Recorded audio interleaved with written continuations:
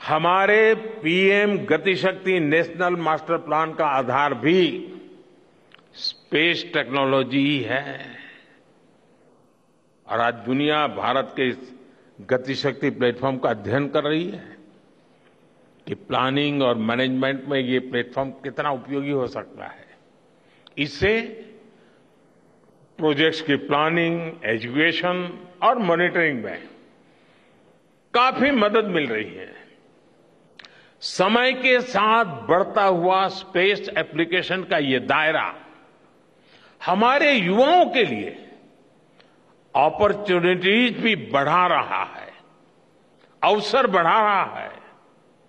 और इसलिए आज मैं एक सुझाव भी देना चाहता हूं और मैं चाहूंगा कि आपके यहां से जो रिटायर्ड लोग हैं वे इसमें काफी मदद कर सकते हैं। अब ये मत बोलिएगा कि इतनी सुबह मोदी जी यहां आए और कुछ काम भी देकर ನೀವು ಪೋಷಕರಾಗಲು ಕಾಯುತ್ತಿದ್ದೀರಾ? ಚಿಂತಿಸದಿರಿ. IVF ಈಗ ಸುಲಭ EMI ತಿಂಗಳಿಗೆ 9999 ರೂಪಾಯಿ ಮಾತ್ರ. 7825893601 ಗೆ ಕರೆ ಮಾಡಿ. ಅತ್ಯದ್ಭುತ ರಿಯಾಯಿತಿ ಪಡೆಯಿರಿ ಹಾಗೂ ಎಲ್ಲರಿಗೂ ಗುಡ್ ನ್ಯೂಸ್ ಕೊಡಿ. जा रहे हैं साथियों, मैं चाहूंगा कि इसरो केंद्र सरकार के विभिन्न मंत्रालय और राज्य सरकारें मिलकर गवर्नेंस में स्पेस टेक्नोलॉजी पर एक नेशनल हैकाथॉन का आयोजन करें। इस हैकाथॉन में ज्यादा से ज्यादा युवा, ज्यादा से ज्यादा यूनिवर्सिटी, ज्यादा से ज्यादा नौजवान वो शामिल हो, जुड़े। मुझे विश्वास है ये नेशनल हैकाथॉन हमारी गवर्नेंस को और प्रभावी बनाएगा, देशवासियों को मॉडर्न सॉल्यूशंस देगा। और साथियों, आपके अलावा मैं अपनी युवा पीढ़ी को एक और टास्क अलग से देना चाहता हूं। और होमवर्क के दिए बिना बच्चों को काम करने का मजा नहीं आता है। आप सब जानते हैं कि भारत वो देश है जिसने हजारों वर्ष पूर्व ही धरती के बाहर अनंत अंतरिक्ष में देखना शुरू कर दिया था। हमारे यहां सदियों पहले अनुसंधान परंपरा के आर्यभट्ट, ब्रह्मगुप्त, वराहमिहिर और भास्कराचार्य जैसे ऋषि मनीषी हुए थे।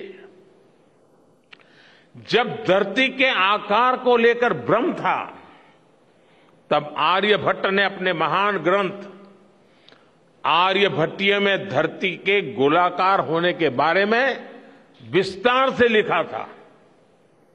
उन्होंने एक्सिस पर पृथ्वी की रोटेशन और उसकी परिधि की गणना भी लिख दी थी। इसी तरह सूर्य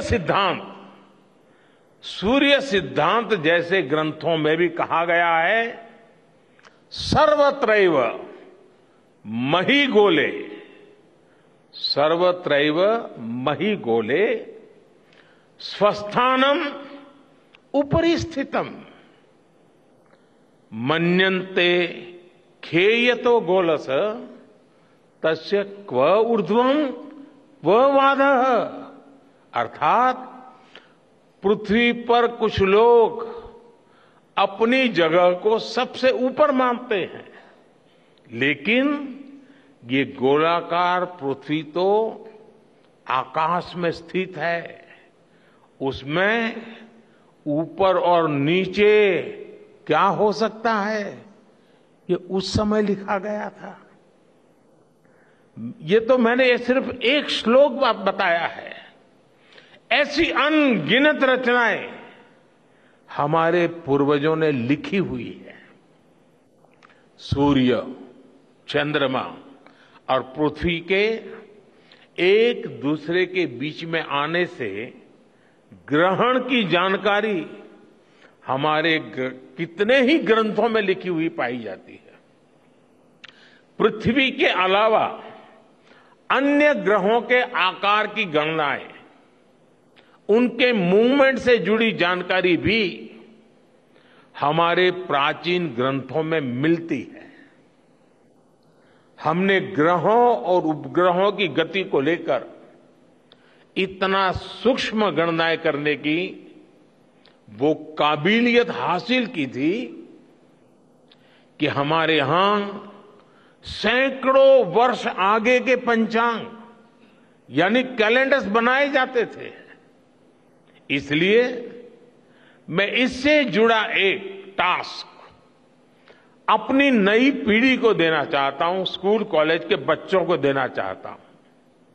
मैं चाहता हूं कि भारत के शास्त्रों में जो खगोलीय सूत्र है उन्हें साइंटिफिकली प्रूव करने के लिए, नए सिरे से उनके अध्ययन के लिए नई पीढ़ी आगे आए।